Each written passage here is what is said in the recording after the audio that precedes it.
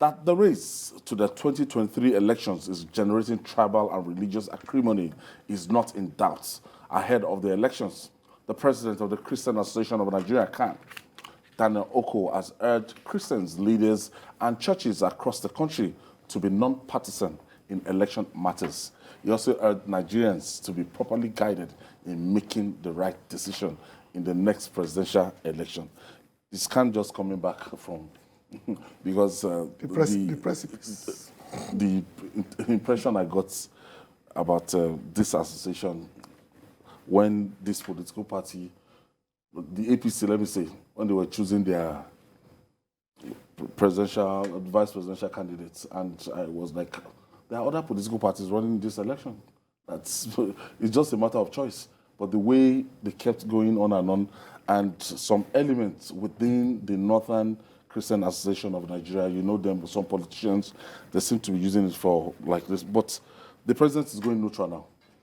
Yeah, I think I must commend the new CAN president. I mean, he's trying to say that we should, I think it's Majek Facek that sang this song that religion is politics, and politics is religion.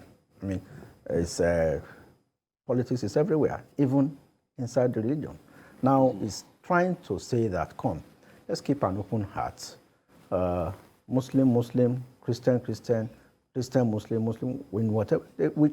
Christians should just worship God and pray for the best leader to emerge, and don't bring religion into politics. And mind you, if you look at the Electoral Act, Section 26, states clearly that you must not campaign on the basis of religion. You can't campaign on it is there, and there's a penalty. So it's not only for CAN, even for the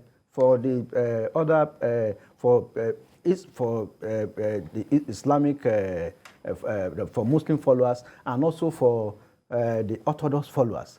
You are not supposed to campaign based on religion.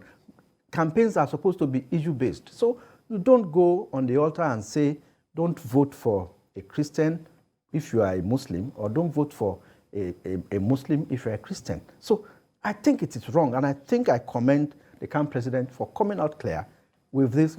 Probably somebody has drawn their attention to this provision of the new Electoral Act that stipulates that you cannot campaign based on religion. I mean, sorry, Ayo, like you said, we have several political parties that people can choose from. If you don't want to vote for a Muslim ticket, same faith ticket, then there are other options. There is the Obedient group, there is the Showore group there. There is even the ADC that is fighting over their presidential candidate now. So there is also the articulated group. So there are a lot of options. So why the fixation on same faith? A lot of people will say because maybe it's these parties the ruling party, and Nigerians are concerned that the ruling party, might just be the party to watch when it comes to things like this. But the bottom line is that even some church leaders are even making their churches like a campaign ground. We saw this in 2015.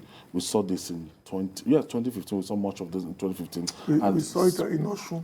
And something like, it's now playing out again, where candidates will go to churches and, they will embrace him and everything. And well, like Moji said, we have to face the reality that you have a divided nation, religious-wise.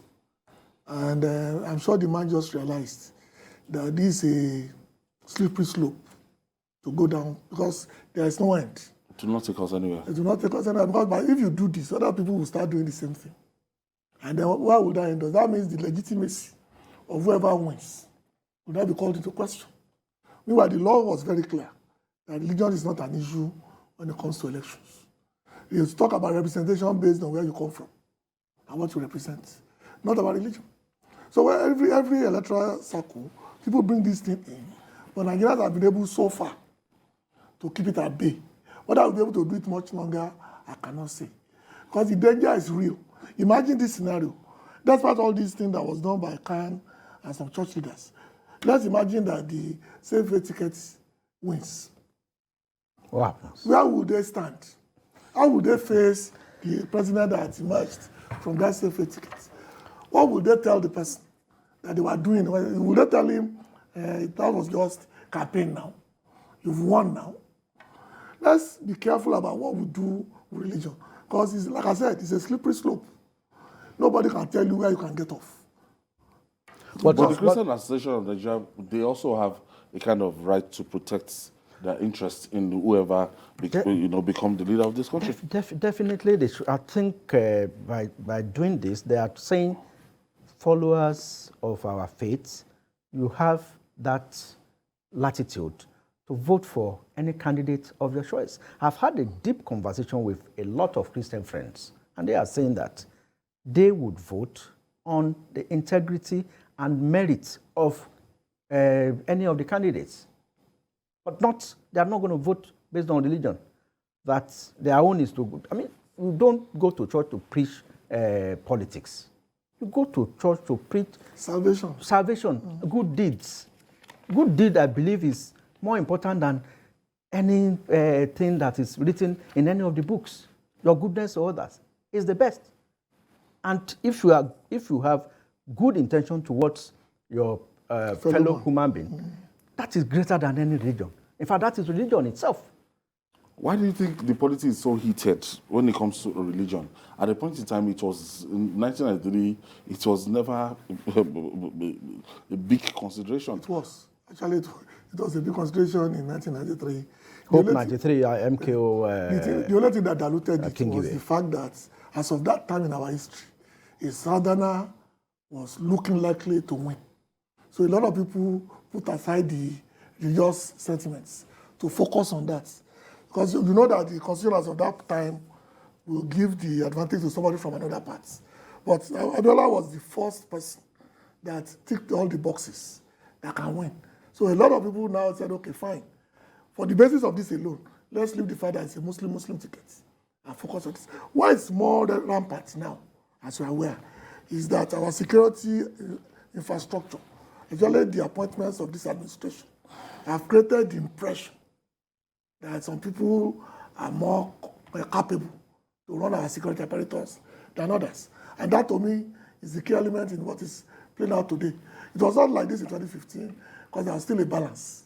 But since 2015, it has tilted to one side, and people are looking out for what they consider to be their own people, which to me is irrelevant. Because, like Bob Marley said, when the rain falls on every man's man. Yeah. Now we are divided along religion and ethnic line now. It's a big problem that was, not as pronounced as this. Like I say, once again, I'll commend the camp president for making this statement and for coming out with this advice. Now, must we base our issues on religion? The answer is no. Most of the countries that are doing well all over the world, are they religious countries? No, that's the question. China, or America, are they being ruled based on religion? Are they, even those who are ruled with theology. Yes. Dubai, UAE, Saudi Arabia, Egypt. Are they not doing better than we are doing? That is it. Even So those that are being ruled by are we doing better theologists? as quote unquote as a religious nation, a country that is being run based on religious sentiments? Where has it taken us? Rather, we need somebody who has the wherewithal, the temerity, the all it takes to take us out of this quagmire that we have found ourselves economically. I have Uche. Thank you for staying with us, Uche. Good evening. Yes, go ahead, please. Yeah, good evening, the panelists. This is Uche. I'm calling from Abeokuta. Okay, go ahead, Uche. You agree with me that no matter how we try to pretend about religion is part of politics as far as Nigeria is concerned, and not only Nigeria, in other other parts of the world. So you cannot pretend about it. There's no way you will remove politics from religion. They are interwoven. Now, let me use our brother Jagaban as an example. Hello, Jay. What happened? Okay. So, No, to answer him, we are not saying that religion is not intertwined in our culture, that is not part of the fabric that makes us as Christians. What we are saying is that this is a democracy and you have choices. It doesn't have to be that particular ticket you don't like. You don't need to make tea and coffee out of it. If you don't like it, keep it to yourself. Then pick the one that fits your own model of what you think should be those who rule Nigeria. There are 16 options. 16. North, south, south, north, east, northwest. Everybody is represented. In fact, I don't think there's a particular zone that does not have a president candidate as you speak. So I don't understand. It's a democracy. You have only one vote. If your church believes that you must vote for Mr. A, go ahead. But remember that if you create an impression that is either your way or the highway, and you don't win, you'll be responsible for whatever depression comes upon your members. Majid, the final word of this? I think we should encourage a campaign that is devoid of religious and ethnic sentiments. I know that in as much as we try to run away from it, these are critical issues, but I think we should play it down, just like Khan is doing. And I expect our Muslim brothers to also preach that to their followers at Juma services on Fridays. And where's Murik? Murik man has been silent. Murik will come soon. Professor. Yes, our friend in line. In Lagos State University.